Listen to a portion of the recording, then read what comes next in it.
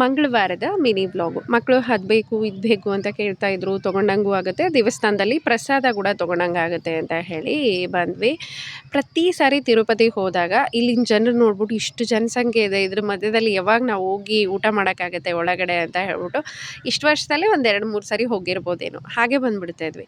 But ಈ ಸರಿ ಗೊತ್ತಾಗಿದ್ದೇನು ಅಂದರೆ 5 ದೊಡ್ಡ ದೊಡ್ಡ ಹಾಲ್ ಇರೋದ್ರಿಂದ ಒಂದು ಅರ್ಧ ಗಂಟೆಲಿ ಅದೆಷ್ಟೇ ಜನಸಂಖ್ಯೆ ಇದ್ದರೂ ಕೂಡ ಊಟ ಮಾಡ್ಕೊಂಡು ಹೊರಗಡೆ ಬಂದುಬಿಡ್ಬೋದು ಅಂತ ಹೇಳಿ. ಮುಂಚೆಯಿಂದನೇ ಇದಿದೇನೋ ಅಥವಾ ಇವಾಗ ಆಗಿದೆನೋ ಗೊತ್ತಿಲ್ಲ. ಖಂಡಿತ ನೀವು ಯಾರಾದರೂ ತಿರುಪತಿಗೆ ಹೋಗ್ತಾ ಇದ್ದರೆ ಹೋಗಿ ಒಂದು 20 ನಿಮಿಷ ಇಲ್ಲ 30 ನಿಮಿಷದಲ್ಲಿ ಅಲ್ಲಿ ಪ್ರಸಾದ ಸಿಗುತ್ತೆ, ತೊಗೊಂಡೇ ಬನ್ನಿ. ಯಾಕೆಂದರೆ ಹೊರಗಡೆ ಸುಮಾರು ಹೋಟ್ಲುಗಳಿರುತ್ತೆ, ಊಟ ಸಿಗುತ್ತೆ, ಬಟ್ ಈ ಅದ್ಭುತ ರುಚಿ ಇಲ್ಲಿ ಬಿಟ್ಟರೆ ಬೇರೆ ಎಲ್ಲೂ ಸಿಗೋದಕ್ಕೆ ಸಾಧ್ಯನೇ ಇಲ್ಲ. ಅದು ತಿರುಪತಿ ತಿಮ್ಮಪ್ಪನ ಪ್ರಸಾದ ಆಗಿರೋದ್ರಿಂದ ತೊಗೊಂಡಾಗ ಖಂಡಿತ ನಮ್ಗದು ಒಳ್ಳೇದಾಗೇ ಆಗುತ್ತೆ.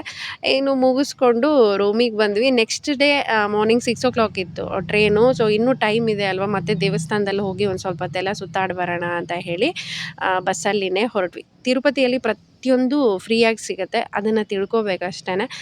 ಬಸ್ ಅಂದಮೇಲೆ ಫ್ರೀ ಅಂದಾಗ ಖಂಡಿತ ಜನರು ಜಾಸ್ತಿ ಇರ್ತಾರೆ, ಅದೆಲ್ಲ ಒಂಥರ ಖುಷಿ ಅಂತಲೇ ಅನಿಸುತ್ತೆ. ನೈಟ್ ಟೈಮ್ ಅಂತೂ ದೇವಸ್ಥಾನ ನೋಡೋದಕ್ಕೆ ತುಂಬ ಚೆನ್ನಾಗಿರುತ್ತೆ. ಮಕ್ಕಳಂತೂ ತುಂಬಾ ಖುಷಿ ಪಡ್ತಾಯಿದ್ರು. ಇನ್ನು ನೈಟೆಲ್ಲ ನಾವು ಬಂದು 3-3:30ಗೆಲ್ಲ ರೂಮ್ನ ಖಾಲಿ ಮಾಡ್ಕೊಂಡ್ವಿ.